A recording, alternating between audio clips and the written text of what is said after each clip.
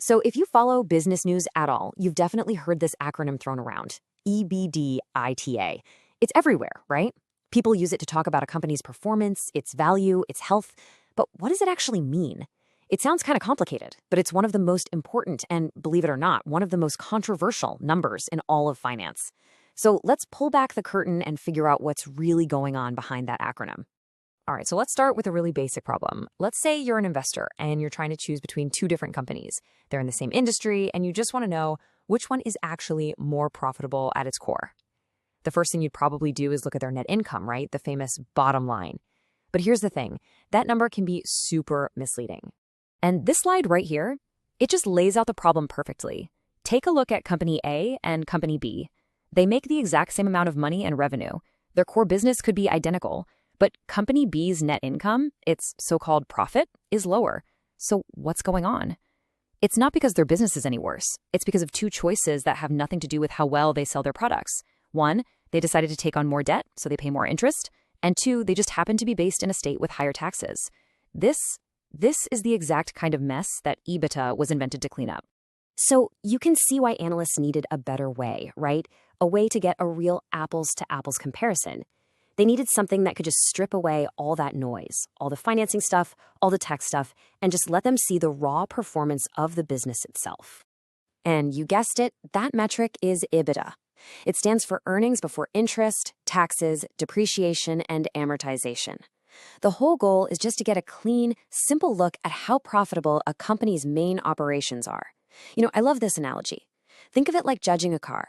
EBITDA is trying to measure the raw horsepower of the engine without getting bogged down by the car loan or the sales tax you paid.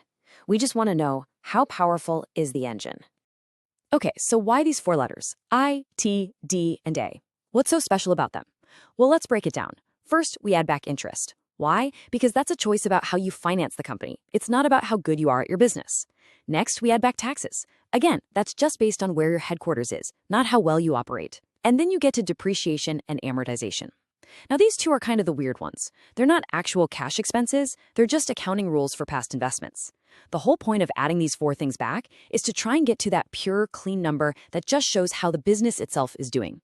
And this whole idea isn't some newfangled thing. It actually goes back to the 1970s, pioneered by a legendary investor named John Malone.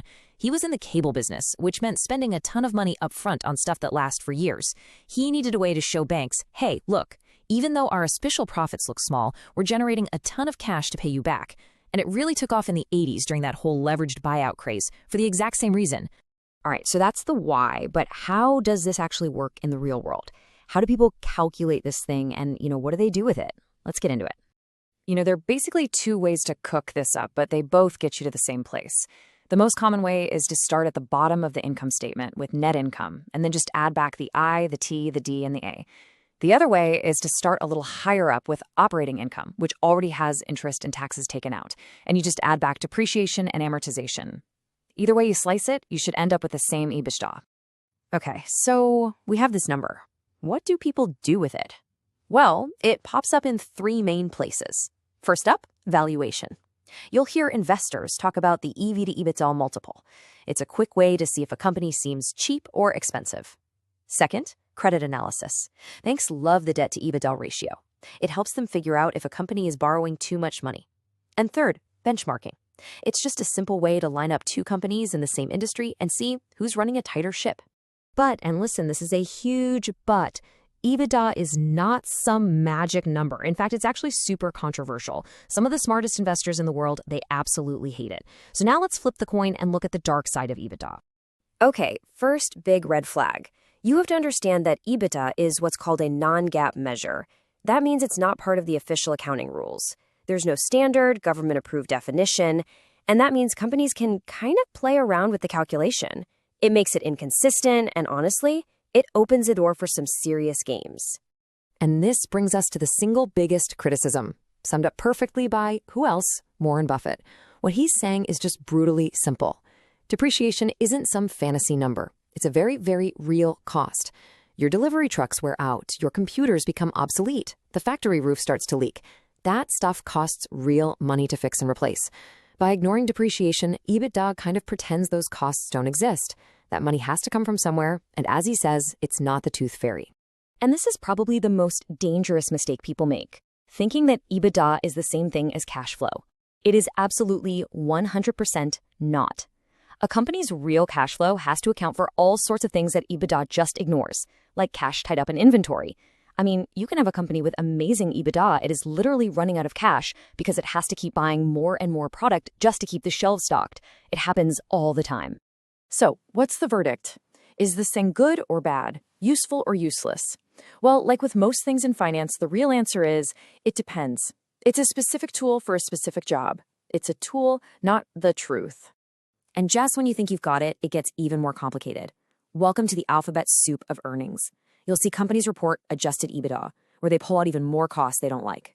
Airlines use EBITDA, where they add back rent for their planes. Oil companies use EBITDA, adding back exploration costs. Each one claims to be a pure number. But the key thing to remember is, every time they add a letter, they're adding another layer of their own opinion into the mix. So let's just boil this all down. What's the one thing you need to remember? EBITDA's real strength, the entire reason it was invented, is for comparison. It helps you look at the engines of two different companies and see which one is more powerful. But it is not a measure of true profit, and it is definitely not a measure of cash. Think of it as one tool in a big toolbox. You'd never try to build a house with just a hammer, right? Same idea. And that really leaves us with one big nagging question. The whole point of EBITDA was to create a clean picture of a company's profits, to strip away all the distortions. But when you see company after company reporting their own special adjusted EBITDA, you have to ask, are we actually getting a cleaner picture, or are we just swapping out one type of distortion for another one that just, well, happens to look a little better? It's a question every single investor needs to keep in the back of their mind.